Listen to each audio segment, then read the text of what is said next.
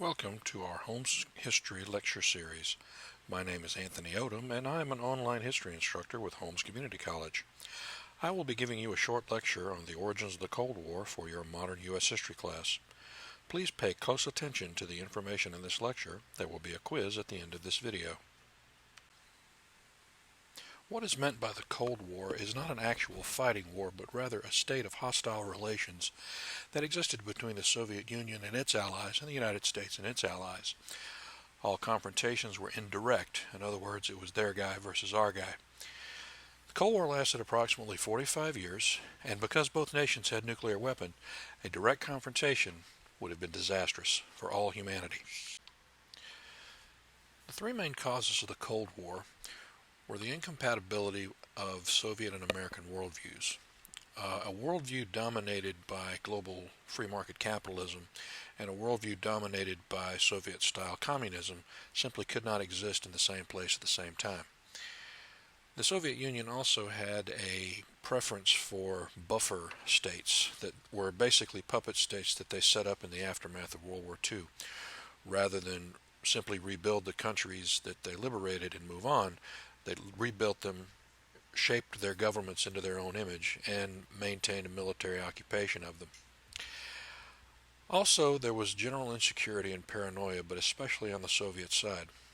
And you can kind of understand because the Soviets had been invaded twice just in the 20th century.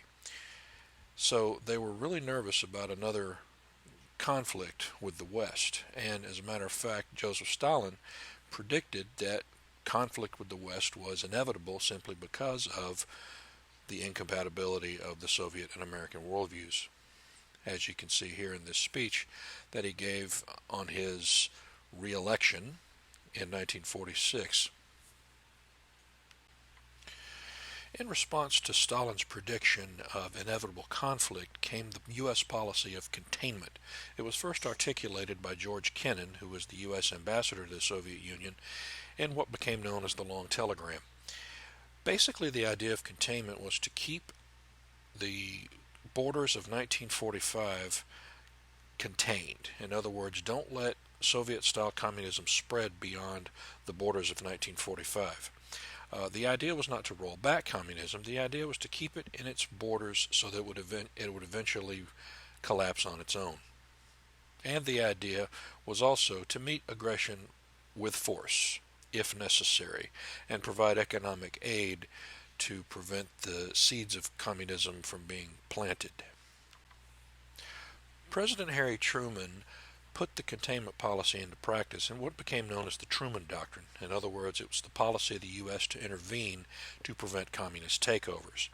It was first put into practice with a case where the Soviet Union was trying to force Turkey to allow it to have exclusive use of the Turkish Straits. And it was also put into practice when a civil war broke out in Greece that was led in part by a communist insurgency. And the fatal flaw of the Truman Doctrine was the idea that all communists were basically Soviet puppets. Now, that was true in some cases, but in a lot of cases, like China and Vietnam, as we'll find out later, that simply wasn't so. Here we see Truman has articulated the plan in his speech to Congress in March of 1947, where he says that it's the policy of the United States to support free peoples to resist subjugation by armed minorities or outside pressures. All right, not just outside aggression, but also minorities within countries. So basically, we're going to involve ourselves in country internal affairs as it pertains to stopping the spread of communism.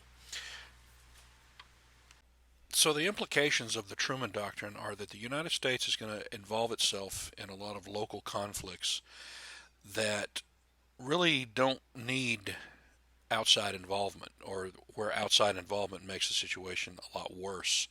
Case in point would be Vietnam, several instances in the Middle East, and of course in Africa as well.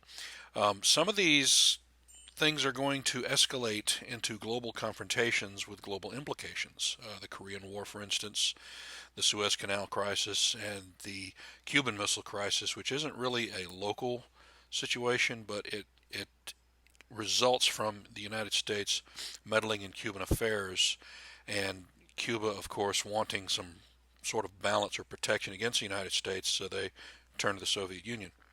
And this puts the United States in a position of doing business with some very nasty people.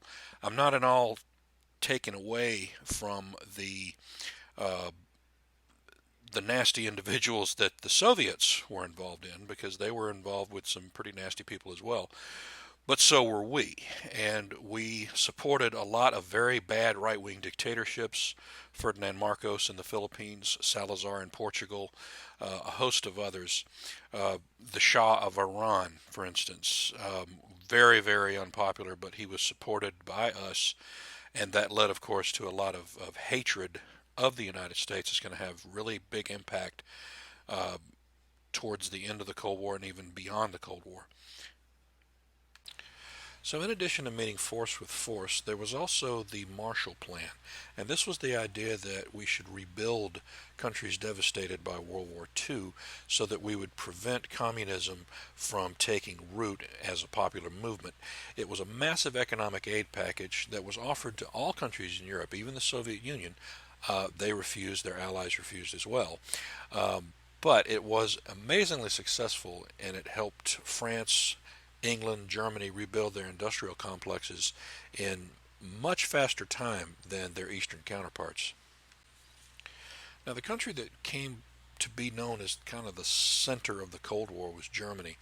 Germany itself was divided after World War II into 4 occupation zones: the British, French, Soviet, and Americans, and the city of Berlin was divided that way as well.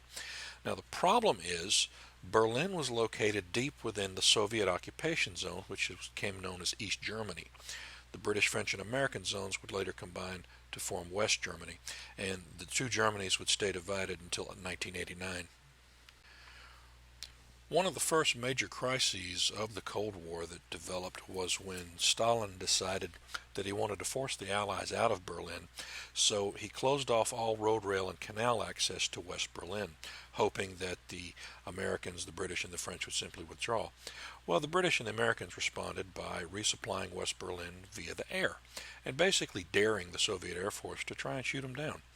After a year, Stalin lifted by that point, what was a useless blockade, but the British and the Americans kept supplying West Berlin by air, and actually supplied West Berlin more by air than they ever did by land or sea.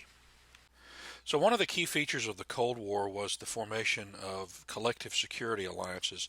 The first of these was NATO, formed in 1949, or the North Atlantic Treaty Organization. This was formed by the U.S. and most of Western Europe. The idea behind that is, if the Soviets were to attack one member state, then all member states would go to war with the Soviet Union. In 1955, the Soviets formed their own version of NATO called the Warsaw Pact in response to West Germany being not only rearmed but admitted into NATO as a member state. For the most part, Europe stays a stalemate until the late 1980s, around 88, 89. There is an uprising in Hungary against Soviet occupation in the 1950s that's brutally suppressed, and there was an uprising in Czechoslovakia in 1968, also brutally suppressed by the Soviet Union.